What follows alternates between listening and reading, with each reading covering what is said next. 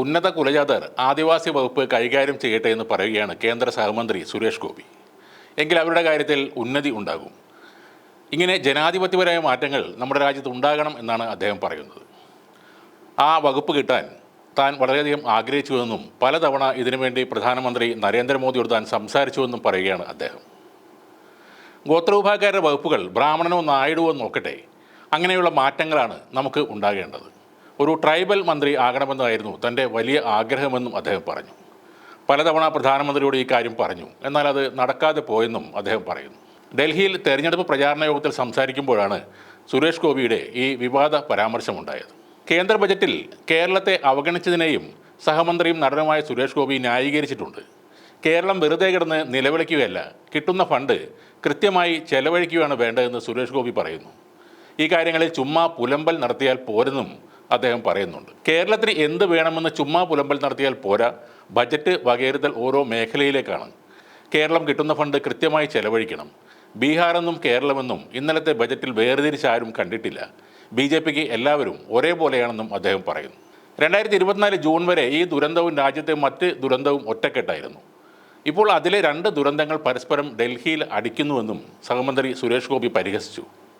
എന്തൊക്കെ വന്നാലും 2047 ഇന്ത്യ വികസിത രാജ്യമാക്കും എന്നത് നടത്തിയിരിക്കും. ഇന്നലെ അവതരിപ്പിച്ച ബജറ്റ് അതിലേക്കുള്ളൊരു വഴിയാണ്.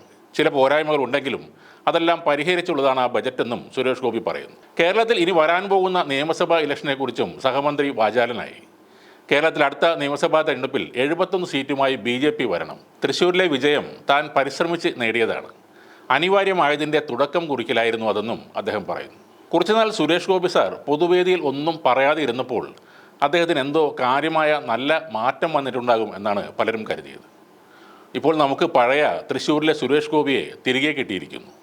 വീണ്ടും ഉന്നത ജാതിയും ബ്രാഹ്മണ മേധാവിത്വവും ഒക്കെ പുറത്തേക്ക് ആവശ്യം പോലെ വരുന്നുണ്ട്.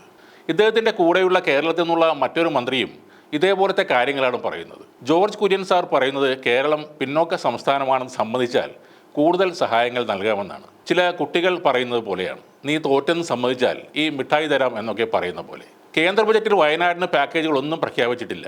യാതൊരു വിധത്തിലുള്ള സഹായവും കേരളത്തിന് കിട്ടിയിട്ടുമില്ല.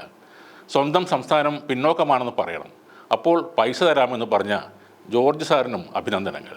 കേരളത്തിൽ നിന്നും ഇങ്ങനെ 2 പേരെ മന്ത്രിയാക്കി വെച്ചിട്ട് ഇനി 71 സീറ്റുകൾ പിടിക്കാം എന്ന് കണക്ക് കൂട്ടുന്നവർ മിടുക്കന്മാർ തന്നെയാണ്. ഉപകാരം ചെയ്തില്ലെങ്കിലും നമ്മുടെ സംസ്ഥാനത്തെ ഉപദ്രവിക്കാതെ പരിഹസിക്കാതെ വിടണമെന്നാണ് ഈ 2 സഹമന്ത്രിമാരോടും അപേക്ഷിക്കാനുള്ളത്. കഴിഞ്ഞ ദിവസം സുരേഷ് ഗോപി സാറിന് മനോരമ ഒരു അവാർഡ് കൊടുത്തിരുന്നു, ന്യൂസ് മേക്കർ ഓഫ് 2024. ഒരു വർഷം വാർത്തകളിലൂടെ ഏറ്റവും കൂടുതൽ ചീത്തവിളി കേട്ടതും നിറഞ്ഞു നിന്നതും ഇദ്ദേഹമായിരുന്നു എന്നാണ് തോന്നുന്നത്. PV അൻവർ സാബ് എത്രയൊക്കെ ശ്രമിച്ചിട്ടും 2ാം സ്ഥാനത്തേക്ക് എത്താനേ അദ്ദേഹത്തിന് കഴിഞ്ഞുള്ളൂ.